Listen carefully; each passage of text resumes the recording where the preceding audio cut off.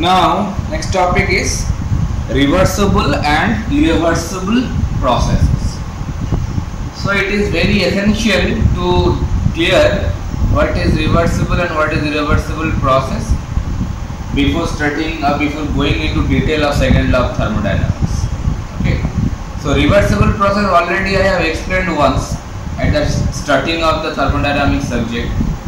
So, it is a process is said to be reversible if both the system and the surroundings can be restored to their respective initial states by reversing the direction of the process. From our childhood knowledge of class 9 and class 10, there also reversible processes were there. The definition is very simple. If the process is reversible, then if we completely reverse the condition of that particular process, then it will again come back to its initial state. But mind it, if you want to get the initial state, then you have to reverse the direction of the process, and it only can occur if the system and the surroundings can be restored to their respective initial states. And some points I have noted down over here. A reversible process is a process that can be reversed without leaving a trace. That means if the process is reversible, then after reversing the process, there will be no impression of that initially happening process. That's why I have written over here, without leaving a trace on the surroundings. No trace mark will be there. It is carried out infinitely slowly. That is very important. All the reversible processes are infinitesimally slow process. That means the process is happening from one point to second point, but it is moving very slowly, or we can say the gradient is very less. That's why I have written over here infinitesimal gradient. Gradients almost tends to 0, so that every state passed through an equilibrium state point. Every state point of that particular process can be assumed as an equilibrium state point. Equilibrium, what is equilibrium? Already I have explained at the early stage of thermodynamics chapter subject. Okay, so equilibrium can be mechanical equilibrium, can be chemical equilibrium, can be thermal equilibrium. Okay, so while the process is moving from one state point to another state point, it must be an infinitely slow process, and the gradient must be infinitesimal small gradient. Then we can consider every state point can be an equilibrium state point. So for every reversible process, if we split that reversible process into infinite number of state points, then we can consider every state point is a equilibrium state point. So if the process is occurring very slowly, then that process is known as quasi-static process. That means every state point can be assumed like a static. That's why quasi means almost, quasi-static means almost static process.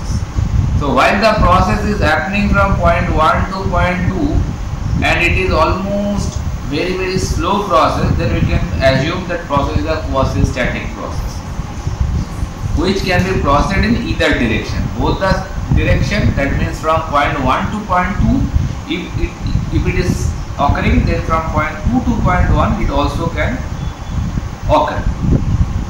Okay, if the attempt to reverse its direction leads to a violation of second law of thermodynamics.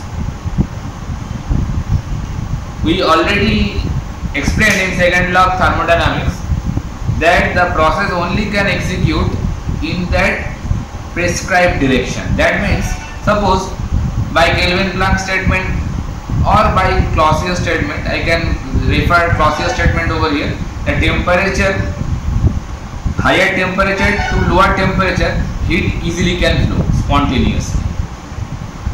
That means if you don't add any external work to it, then the process only can execute from higher temperature to the lower temperature. It spontaneously, it cannot go to the reverse direction. That means the direction is fixed there.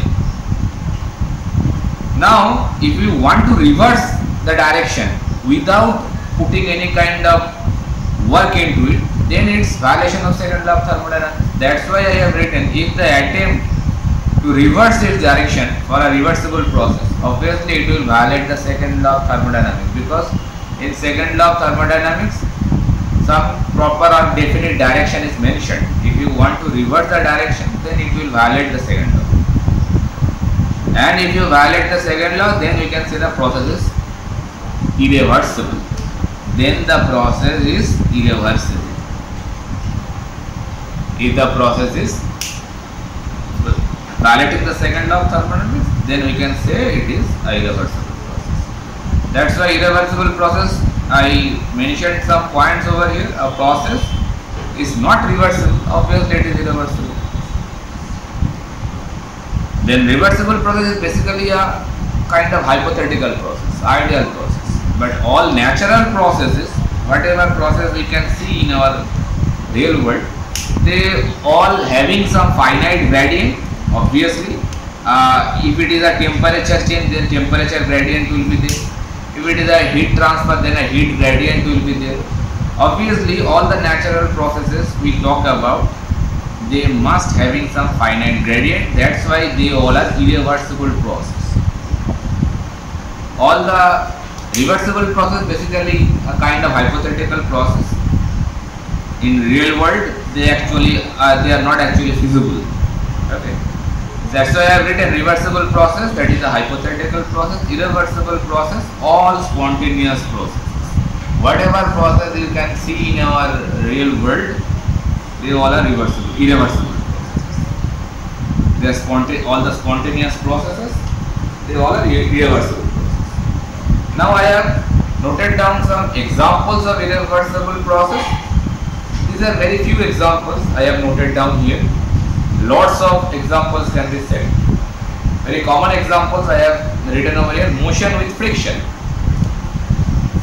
Any kind of motion is occurring, there must be some friction. Without friction, that motion cannot execute. Free expansion. Free expansion, what it is actually I have explained before, that without having any kind of resistance to the system, if it is expanded, suppose inside of a chamber, gas is stored. Now suddenly the boundary of the gas is being removed, and obviously the gas will occupy the whole chamber, and it is known as free expansion. There is no resistance or there is no obstruction to occur that expansion. So the gas is continuously expanding without any kind of resistance or without any kind of obstruction on it. Energy transfer, any kind of energy transfer, like as a heat. I have taken an example of energy transfer as heat. Basically heat transfer always will occur if that finite del T means temperature difference. If there is no temperature difference, then heat transfer will not occur.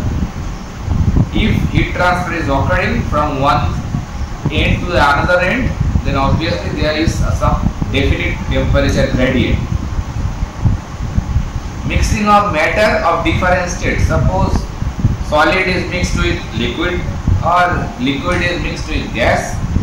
That kind of mixing of matter of different states, it is also a kind of irreversible process. They cannot be bring back to the initial state. All these examples, whatever I have written over there, they all are irreversible process. You cannot get back to its initial state point if you reverse the condition of the process. Some reversible processes like motion without friction, it is not a practical one. Expansion or compression with infinitesimal pressure difference. That means, consider suppose a gas is there and the gas is either expanding or compressing with a very small pressure difference. It is also not very possible one, because if the pressure difference is very small, then the expansion or the compression is very difficult to execute. That's why I told that reversible processes are hypothetical. Energy transfer as heat with infinitesimal temperature difference. If the temperature difference is infinitesimally small, obviously heat transfer can be a very difficult one. Continuing the heat transfer having with the infinitesimal small temperature difference, it is a very difficult one. That's why the reversible processes, whatever I have written over there, they are theoretically possible, but practically they are not so feasible. Okay. Now coming to types of irreversibility. Now one thing I should add over here, suppose this motion with friction, free expansion, energy transfer as heat with finite delta, whatever examples I have written over there as irreversible processes. These examples basically can be considered like a factor. These are the factors. What factors? The factors. What kind of factors are they? Actually, these factors are responsible. These factors are actually responsible to mention or to consider a process to be irreversible. That means if there is some friction, if the expansion is a free expansion, if some finite temperature difference is there, then the process must be irreversible. That's why these are the some factors like friction, some unrestrained expansion, free expansion, the factor is unrestrained expansion can be said, or heat transfer with finite temperature difference. These are the factors which are basically responsible to be a process being a irreversible one. So if anybody asks you what are the irreversibilities, these factors are known as actually irreversibilities.